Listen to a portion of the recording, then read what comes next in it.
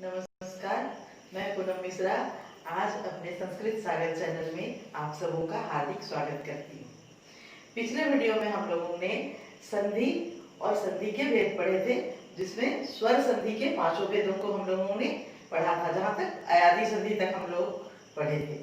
आज हम लोग स्वर संधि के बचे हुए भेदों को, जिसको अतिरिक्त संधि भी कहा जाता है, जैसे पूर्व रूप संधि, पर रूप संधि और प्रकृति भाव संधि, जैसा कि मैंने पिछले वीडियो में आप लोगों से बताया था कि मैं ये तीनों वीडियो लेकर के आप लोगों के सामने उपस्थित होंगी। तो चलिए हम लोग शुरू करते हैं पूर्व रूप संधि। तो पूर्व रूप संधि, इससे पहले हम लोगों को पूर्व रूप, जैसा नाम में बताया गया है पूर्व रूप संधि, तो पूर्व रूप संधि के पहले एक चीज और जानना आप लोगों को चाहिए कि संस्कृत में पूर्व पद और उत्तर पद, 2 पदों का बहुत महत्व होता है। तो जैसे कोई भी अगर हम लोग संधि बनाते हैं, जैसे रामे अपि, यहाँ पर अगर 2 है तो ये वाला को हम लोग पूर्व पद बोलेंगे और इसको हम लोग उत्तर पद कहेंगे। तो पूर्व पद से पूर्व रूप हम लोग जानेंगे और बाद वाले को पररूप संधि कहते हैं। पररूप और पूर्व रूप, पररूप मतलब बाद वाला पद और पूर्व रूप मतलब पहले वाला पद। तो इतना तो जान गए आप लोग कि पूर्व रूप किसको कहते हैं और पररूप किसको कहते हैं। पूर्व रूप पहले वाले पद को, धन चिन्ह के पहले वाले पद को पूर्व रूप और बाद वाले को पद। पूर्व और पद 2 शब्द का बहुत ही महत्व है। तो ठीक है, शुरू करते हैं।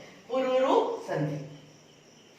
पूर्व रूप संधि अपने आप में देखने में तो बहुत छोटा है, लेकिन इसको समझने के लिए थोड़ा सा समय चाहिए और बहुत अच्छे से इसको बारीकी से समझिए, क्योंकि पूर्व रूप संधि अयादि संधि का अपवाद है। वो देखने में अयादि संधि जैसा ही लगता है, लेकिन अयादि संधि ये नहीं होता है, ये अयादि संधि का अपवाद है। जैसे देखते हैं अयादि संधि में पो जोड़ अन, पवन होता है। यहाँ भी ओ और अ है, लेकिन अव नहीं आया है। यही अंतर है अयादि संधि और पूर्व रूप संधि में। तो पूर्व रूप संधि का हम लोग नियम देखते हैं। पूर्व रूप संधि का एक सूत्र है संस्कृत में, एक पदांत आदति। क्या सूत्र है? एक पदांत आदति। अर्थात यदि पद के अंत में ए या ओ हो और उसके बाद हर्ष अ हो, तो उस अ का लोप हो जाता है और उसके स्थान पर अ चिन्ह लगा दिया जाता है। इसको असंक्षेप में समझते हैं और बढ़िया से समझते हैं, क्योंकि जो किताबी भाषा होती है उससे बच्चे नहीं समझ पाते हैं, तो इसको हम लोग अपनी भाषा में समझते हैं। कहने का मतलब है, पूर्व रूप संधि का जो नियम है वो कहता है कि पहले पद में यदि ए या ओ कार हो, पहले पद में क्या हो? ए या ओ कार हो और उसके बाद हर्ष अर्थात अ। यहाँ पर एक चीज और ध्यान दीजिए, अयादि संधि में कोई भी स्वर था, लेकिन यहाँ पर सिर्फ अवर्ण का बात हो रहा है, सिर्फ अवर्ण का।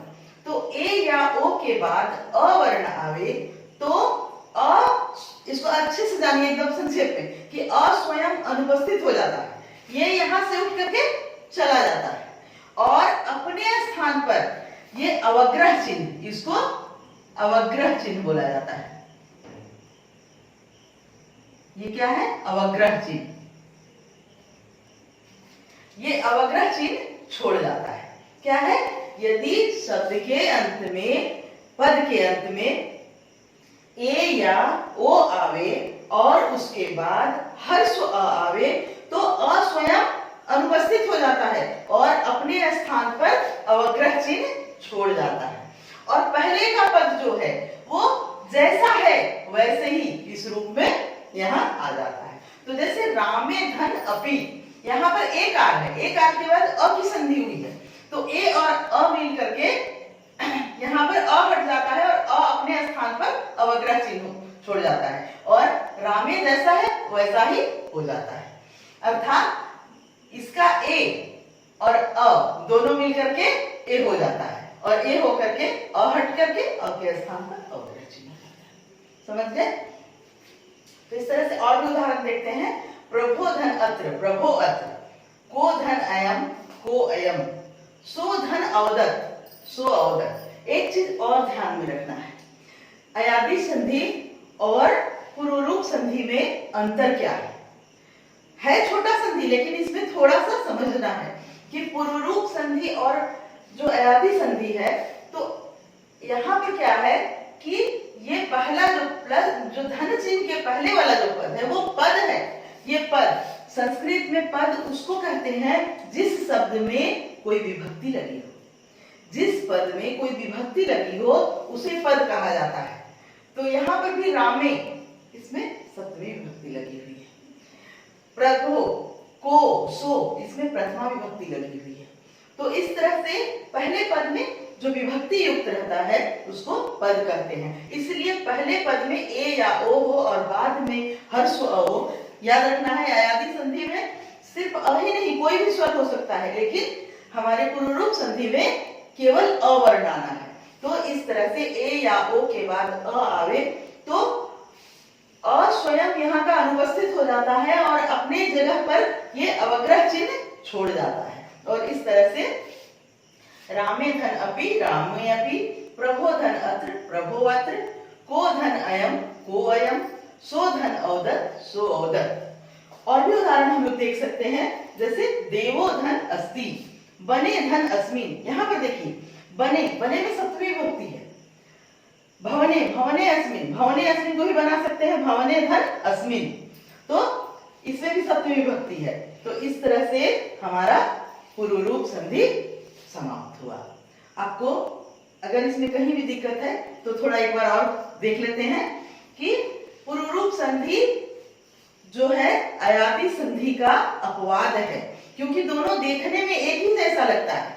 अयादी संधि में भी जैसे कहते हैं कि ने धन अयनम, तो वहां भी ए के बाद अ है। नयनम, वहां अय हो जाता है। ओ धन अनम, वहां भी ओ है और अ है, तो अ हो जाता है। लेकिन इसमें ऐसी बात नहीं है। दूसरा अंतर है अयादी संधि और पुरुरूप संधि में कि पुरुरूप संधि का पहला पद ये पद होता है जिसमें विभक्ति चिन्ह लगा रहता है। अयादी संधि में विभक्ति चिन्ह नहीं लगा रहता है।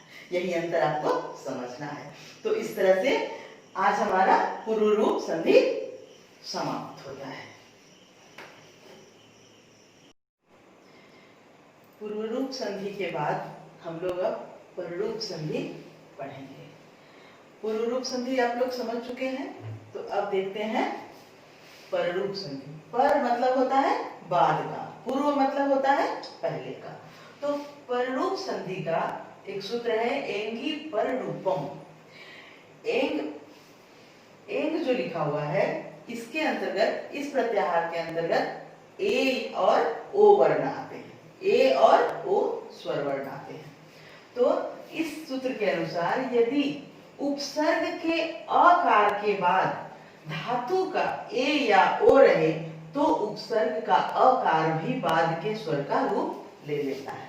यहाँ पर समझना है कि इसका धन चिन्ह के पहले कोई भी आएगा शब्द वो उपसर्ग होगा, और बाद वाला जो भी आएगा धन चिन्ह के बाद वो धातु होगा। धातु मतलब आप लोग पहले ही जानते हैं कि धातु क्रिया को बोला जाता है। संस्कृत में धातु मतलब क्रिया होता है। तो बाद वाला पद धातु होगा और पहले वाला पद क्या होगा? उपसर्ग होगा। ये वृद्धि संधि का अपवाद है। जो पररूप संधि है वो वृद्धि संधि का अपवाद है। आप लोग पहले पढ़े पुरुरूप में कि पुरुरूप संधि जो है वो अयादी संधि का अपवाद था और पररूप संधि जो है वो वृद्धि संधि का अपवाद है। वृद्धि संधि में हम लोग पढ़े थे कि यदि अकार या आकार के बाद ए या ए आवे, ए या ओ, ए ए ओ या ओ आवे तो ए का ए हो जाता है और ओ का वृद्धि स्वर ओ हो जाता है। देखने में ये वृद्धि संधि जैसा ही लगता है, लेकिन ये वृद्धि संधि नहीं है। क्यों? क्योंकि इसका पहला पद क्या है? उपसर्ग है और बाद वाला पद धातु है, जबकि वृद्धि संधि में ऐसी कोई बात नहीं है।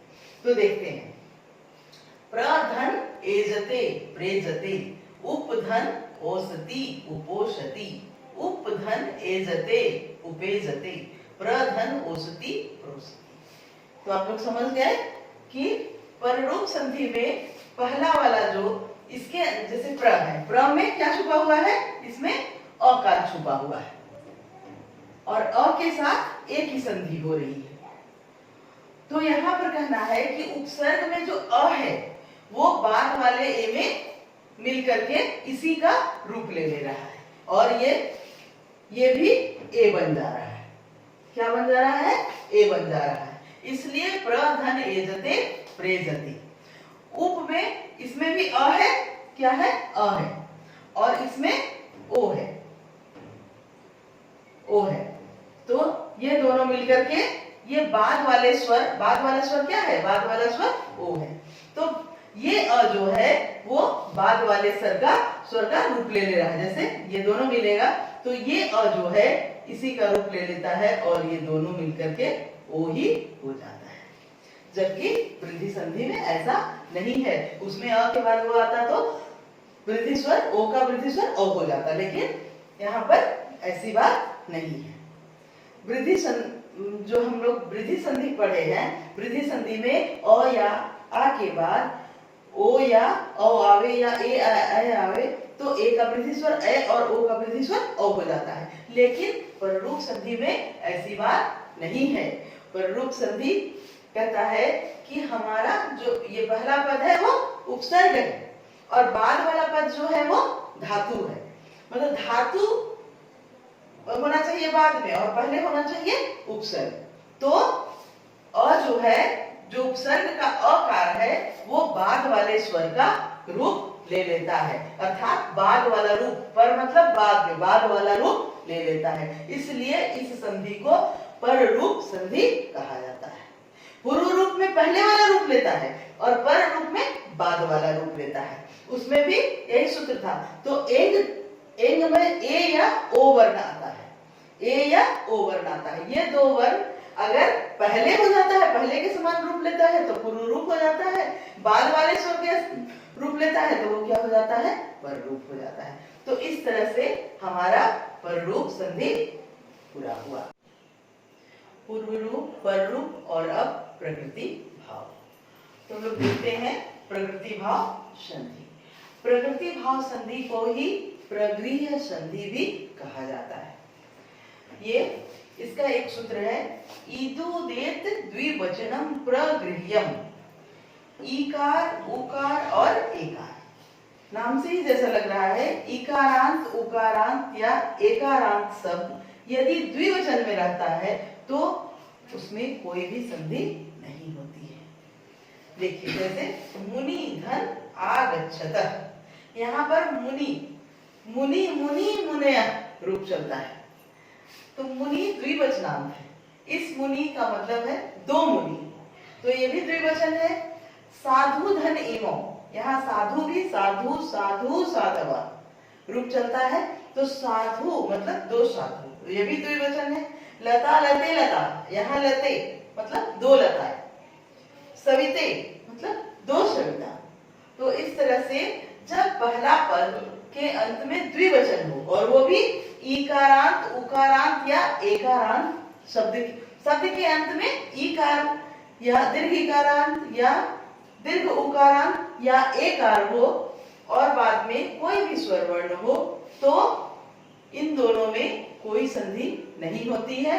ये अपने जिस रूप में रहते हैं उसी रूप में उनकी संधि होती है, वो उसी रूप में रह जाता है। इसलिए भी इस संधि का नाम प्रकृति भाव संधि पड़ा है, क्योंकि वो उसमें कोई संधि नहीं होती, वो अपना प्राकृतिक स्वरूप में ही रहता है, वो जैसा रहता है वैसा ही रहता है।